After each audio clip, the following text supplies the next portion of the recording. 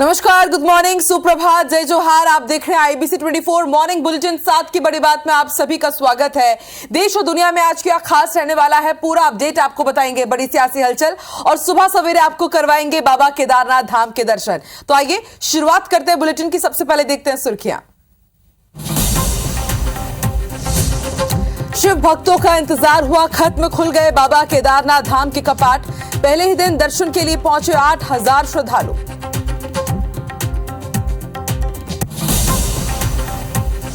भिलाई में आज से शुरू होगी पंडित प्रदीप मिश्रा की शिव कथा। दोपहर 2 बजे से कथा की शुरुआत।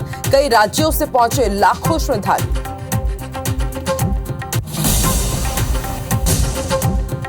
आज कृषि अधिकारियों को नियुक्ति पत्र देंगे CM Shivraj Singh Chouhan. CM house में कार्यक्रम का होगा आयोजन।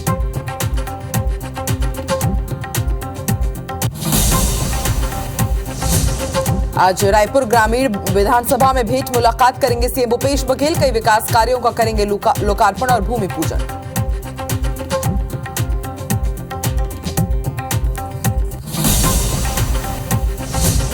रायपुर के चंदखुरी में कौशल्या महोत्सव का समापन। बीजेपी ने साधा निशाना, कहा 15 साल बाद छत्तीसगढ़ को बना रखा था नक्सलगढ़।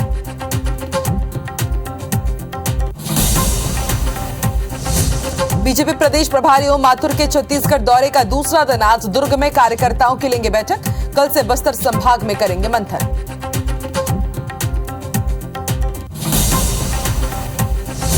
बीजेपी का मिशन कर्नाटक आज बोमनहल्ली विधानसभा में प्रचार करेंगे पूर्व सीएम रमन सिंह। अरुण साव अरसीकेरा में करेंगे सभा। एमपी बीजेपी प्रदेश अध्यक्ष वीडी शर्मा भी जाएंगे कर्नाटक।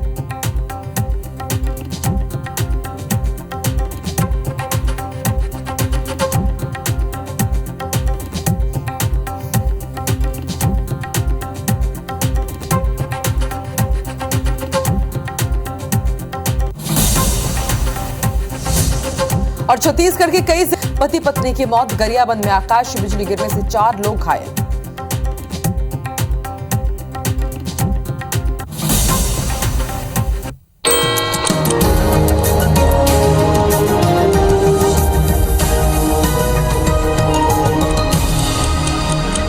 और आइए हेडलाइंस के बाद अब नजर डाल लेते हैं सुबह 7 बजे की 7 बड़ी खबरों पर। आज केरल में वंदे भारत एक्सप्रेस को प्रधानमंत्री नरेंद्र मोदी हरी झंडी दिखाएंगे, बड़ी सौगात देंगे। कल कोच्चि में प्रधानमंत्री नरेंद्र मोदी ने पैदल रोड शो किया। बड़ी संख्या में यहां पर कर्नाटकवासी जुटे। तीसरी बड़ी खबर, आज कर्नाटक में मैसूर में जाएंगे मैसूर में प्रियंका गांधी प्रचार प्रसार के लिए जाएंगी।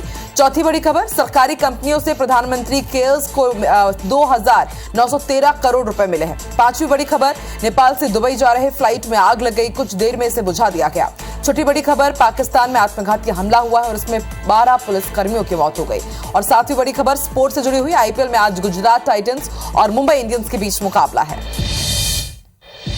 और चलिए अब आपको केदारनाथ धाम लिए चलते हैं, आपको बाबा केदारनाथ के दर्शन कराते हैं, क्योंकि आज सुबह ठीक 6:15 पर केदारनाथ धाम के कपाट खुल गए हैं। जी हां, सुबह 6:15 बजे पूजा पाठ हुई और उसके बाद वैदिक मंत्रोच्चार के साथ कपाट खुल गए हैं।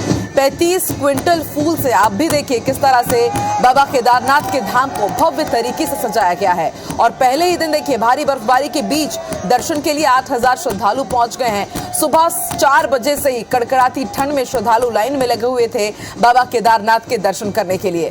स्थानीय लोगों ने, जैसा कि हर बार होता है, यहां पर पारंपरिक नृत्य किया। आर्मी बैंड ने बाबा केदारनाथ को गार्ड ऑफ ऑनर दिया है।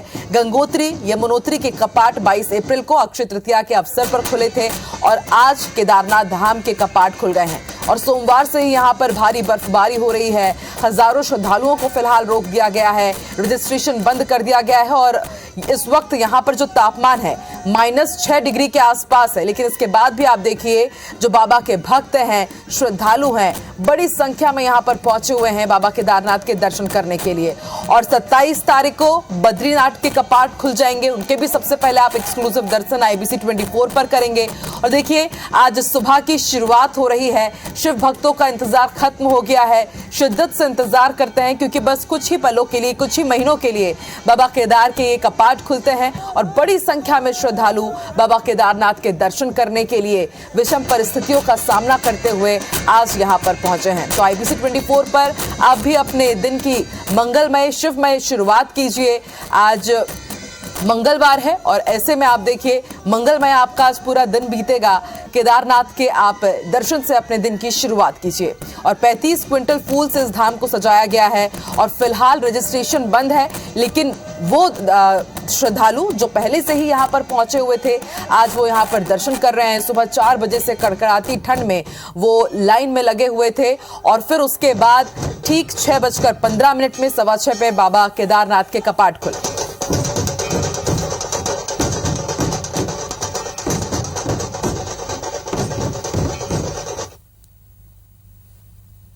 वो आज परंपरा के अनुसार हमने कपाट 6:20 खोल दिया गया है। सारा यहाँ तो आए हुए लोगों को अभी स्पर्श करके दर्शन तो होगा ही होगा। जो नहीं वो आ सके हैं वो दृश्य ये माध्यम से देख करके आपका जीवन कृतकृत्य हो।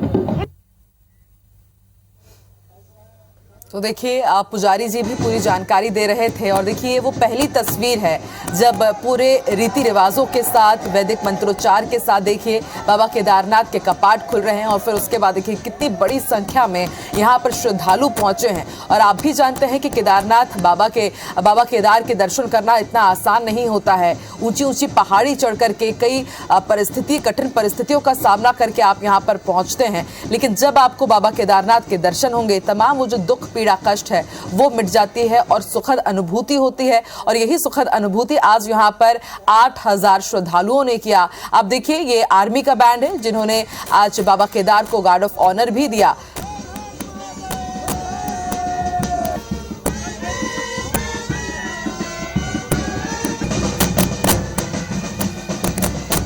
तो बोल बम ओम नमः शिवाय के जयकारे से आज पूरा केदारनाथ गुंजायमान है। आज ठीक 6:15 पर बाबा केदारनाथ के कपाट खुल गए हैं। मंदिर के जो मुख्य पुजारी हैं जगत गुरु रावल भीम शंकर लिंग शिवाचार्य ने केदारनाथ धाम के कपाट खोले। फिलहाल रजिस्ट्रेशन बंद है भारी बर्फबारी के कारण, लेकिन उसके बाद भी बड़ी संख्या में आज भक्त पहुंचे हैं बाबा केदारनाथ के दर्शन करने के लिए। और देखिए बाबा केदारनाथ के कपाट खुल चुके हैं। वहीं भिलाई वासियों के लिए भी आज भगवान शिव की कथा वहां पर सुन सकते हैं। भिलाई में आज से पंडित प्रदीप मिश्रा की शिव कथा शुरू होने जा रही है। कल पंडित प्रदीप मिश्रा भिलाई पहुंच चुके हैं और भिलाई पहुंचने पर उनका जोरदार स्वागत किया गया। आज दोपहर 2 बजे से कथा की शुरुआत होने जा रही है और इस दौरान पंडित प्रदीप मिश्रा एकांतेश्वर महादेव की कथा का शिव भक्तों को सुनाएंगे। शिव कथा सुनने के लिए 2 दिन पहले से ही भक्त भिलाई पहुंचने लगे हैं। हजारों लोग पंडाल में ही रात गुजार रहे हैं।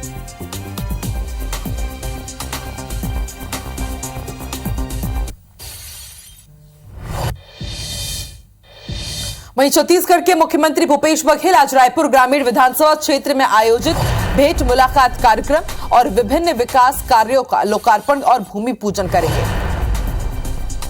मुख्यमंत्री भूपेश बघेल दोपहर करीब 12:15 बजे मोआ में 1000 सीटर गारमेंट फैक्ट्री का भूमि पूजन करेंगे। फिर माना स्थित पुष्प वाटिका पहुंचेंगे, वहां जल आवर्धन योजना का भूमि पूजन करेंगे। इसके बाद मुख्यमंत्री दोपहर 1 बजे लालपुर स्थित जय शीतला माता मंदिर जाएंगे। मुख्यमंत्री दोपहर 2 बजे बोया खुर्द स्थित मिनी स्टेडियम में विभिन्न विकास कार्यों का लोकार्पण और भूमि पूजन करेंगे। वहां भेंट मुलाकात कार्यक्रम में शामिल होकर आमजनों से संवाद करेंगे। इसके बाद सीएम प्रतिनिधिमंडलों से भी मुलाकात करेंगे।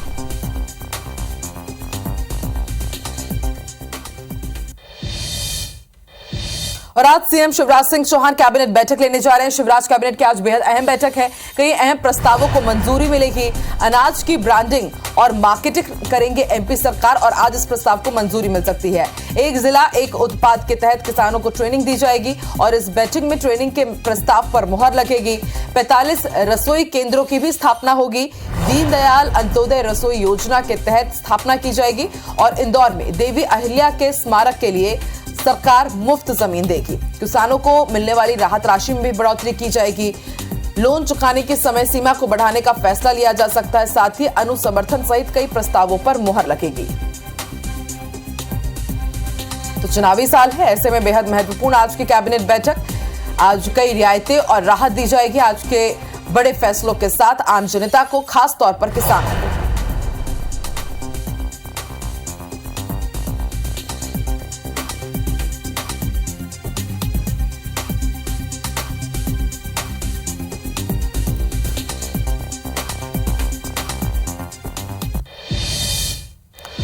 और बड़ी खबर आपको बता दें, सीएम शिवराज सिंह चौहान 253 कृषि अधिकारियों को आज नियुक्ति पत्र बांटेंगे। सीएम हाउस में कार्यक्रम होने जा रहा है, उसमें वो भी शिरकत करेंगे।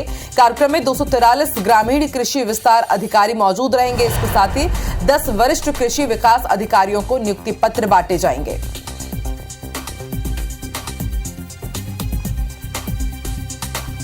तो आज सीएम शिवराज सिंह चौहान नियुक्ति पत्र सौंपेंगे 243 कृषि अधिकारियों को।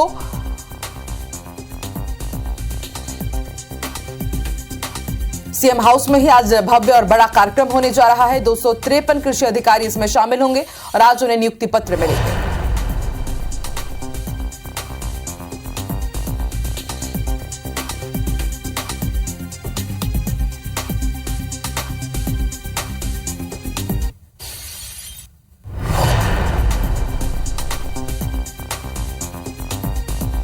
और अब बात बीजेपी के मिशन छत्तीसगढ़ की। आज दुर्ग और कांकेर जाएंगे छत्तीसगढ़ बीजेपी प्रदेश प्रभारी ओम माथुर। दुर्ग संभाग के बीजेपी पदाधिकारियों की बैठक लेंगे। कांकेर में विस्तारक प्रशिक्षण में आज वो मार्गदर्शन देंगे और कल बस्तर पहुंचेंगे। बस्तर संभाग के पदाधिकारियों की बैठक लेंगे। 27 अप्रैल को दंतेवाड़ा के संगठन को मार्गदर्शन देंगे, तो वहीं 28 अप्रैल को कोंडागांव में जिला कोर कमेटी की बैठक लेंगे। वहीं 29 अप्रैल को प्रदेश महामंत्रियों से उनकी चर्चा होगी और 30 अप्रैल को आरंग में मन की बात कार्यक्रम में शामिल होंगे। तो छत्तीसगढ़ के 6 दिवसीय दौरे पर प्रदेश प्रभारी ओम माथुर कल ही रायपुर पहुंचे हैं। कल उन्होंने एक महत्वपूर्ण बैठक की और आज दुर्ग पहुंचेंगे प्रदेश प्रभारी ओम माथुर। पदाधिकारियों के साथ उनकी बैठक होगी और उसके बाद कल से मिशन बस्तर में जुट जाएंगे प्रदेश प्रभारी ओम माथुर।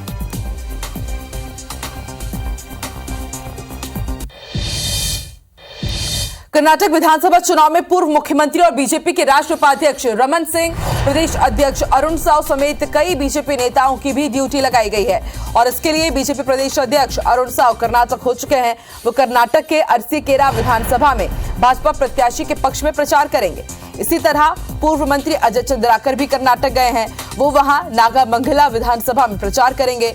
डॉक्टर रमन सिंह आज और कल बेंगलुरु विधानसभा की बोमनहल्ली में प्रचार करेंगे। रमन सिंह ने कहा है कि वो कर्नाटक में मुख्यमंत्री भूपेश बघेल के झूठे वादे और छत्तीसगढ़ मॉडल की पोल खोलेंगे। इधर कर्नाटक चुनाव की जिम्मेदारी मिलने पर सीएम भूपेश बघेल ने कहा कि पहली बार छत्तीसगढ़ के बीजेपी नेताओं की ड्यूटी लगी है।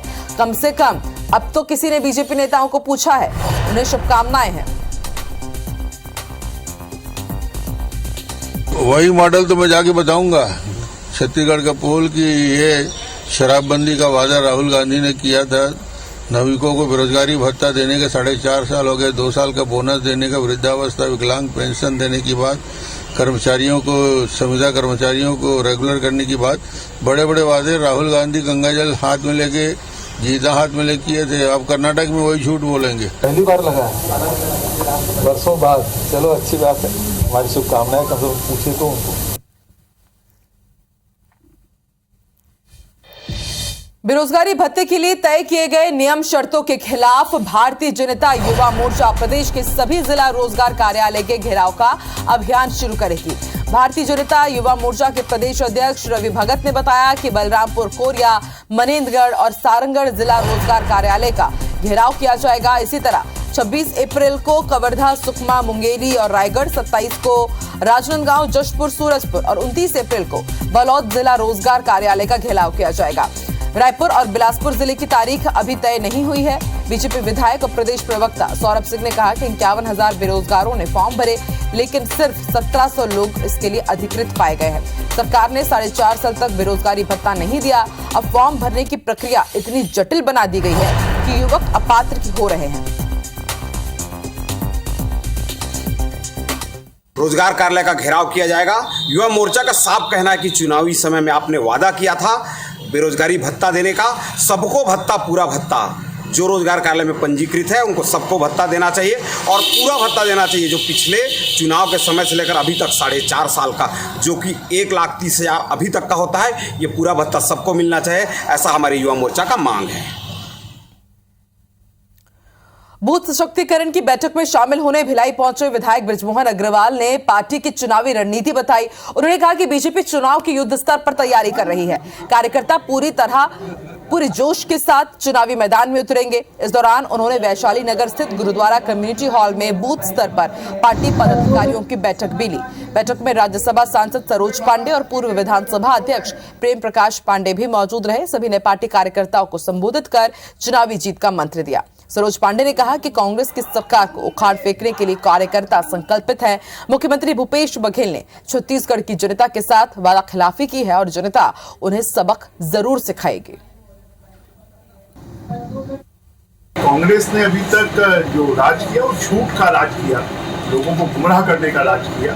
उन्होंने जो जनता से वादे किए उसको कभी पूरे नहीं किए और भूपेश बघेल जी को तो आजकल झूठेश बघेल बोलने लगे। धनात्मक गतिविधियां शुरू हुई, विधानसभा के सम्मेलन हो रहे हैं। भारतीय जनता पार्टी का कार्यकर्ता बहुत मजबूती के साथ पूरी योजना के साथ हम मैदान में जाएंगे।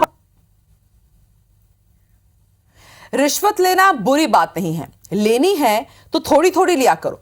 दरअसल एक वायरल वीडियो की वजह से रामानुजगंज के विधायक बृहस्पत सिंह फिर से सुर्खियों में है। इस वीडियो में वो एक पुलिसकर्मी से बात करते हुए सुनाई दे रहे हैं। वो वीडियो भी हम आपको जरूर सुनाएंगे। इसमें वो कहते हुए नजर आ रहे हैं कि घूस तो लेते ही हो, लेकिन फुटकर को छोड़कर जो पीड़ित महिला से आपने 50,000 लिया है उसे लौटा दो। मामला विजयनगर पुलिस चौकी का बताया जा रहा है। यहाँ पीड़ित महिला ने जेल में बंद पति के लिए अपनी भैंस बेचकर और जमीन गिरवी रख पुलिस को 50,000 रुपए की रिश्वत दी।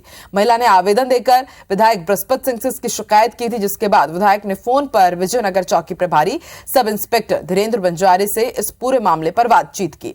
विधायक बृहस्पत सिंह सब इंस्पेक्टर को समझा रहे हैं कि उनके मुंशी और अन्य लोगों ने जो फुटकर पैसे लिए हैं उसे वो छोड़ दे, लेकिन जो बड़ी रकम ली गई है उसे महिला को लौटा दे। हालांकि IBC 24 इस वायरल वीडियो की पुष्टि नहीं करता है। यार जो हुआ कम से कम 7,000 5,000 फुटकर वाला वापस करो या ना करो। ये 50,000 जो दिया है उसको कृष्णा रवि बुला के पैसा वापस करा दो। हाई कोर्ट का मामला है, ये अपना जमानत कराते रहेंगे, है ना। रिश्वत देखो यार, जो जिसका काम हो सके पैसा लेते हो थोड़ा बहुत, कोई हमको शिकायत नहीं है ना। लेकिन अगर ये इसका पति जेल में है उससे 50,000 लेके उसको दौड़ाओगे, ये कोर्ट का मामला है। आप लोग चालान पेश कर चुके क्या? तो आप लोग एक काम करो, जो आप लोग दरोगा मुंशी जो लिए होंगे वो तो ले चुके, छोड़िए। 50,000 जो आप लोगों का दलाल के माध्यम से जो लिया है वो 50,000 वो पैसा वापस करा दो। रायपुर के चंदखुरी में माता कौशल्या महोत्सव का आयोजन हुआ। सोमवार को समापन के अवसर पर मुख्यमंत्री भूपेश बघेल शामिल हुए, जहां मंदिर परिसर में water light, laser sound show और टूरिज्म कैफे का शुभारंभ किया गया। समापन समारोह में भाजपा पर निशाना साधते हुए सीएम ने कहा कि 15 साल उन्होंने कुछ नहीं किया, जब हम करते हैं तो उन्हें तकलीफ होती है। वहीं मुख्यमंत्री ने कहा कि भगवान परशुराम का छत्तीसगढ़ से संबंध बताने पर लोगों के पेट में दर्द होता है। भाजपा छत्तीसगढ़ को नक्सलगढ़ बनाकर रखी हुई थी, लूटने में लगे हुए थे। साथ ही कहा कि गौ माता के नाम से वोट तो मांग लेते हैं, लेकिन गौ माता की कोई सेवा नहीं करता। छत्तीसगढ़ की सरकार ने गौ माता और गौपालकों के लिए काम किया है। जब हम कहते हैं कि कौशल्या माता का जन्म छत्तीसगढ़ में हुआ है, कहां पर हुआ, हमसे सवाल करते हैं।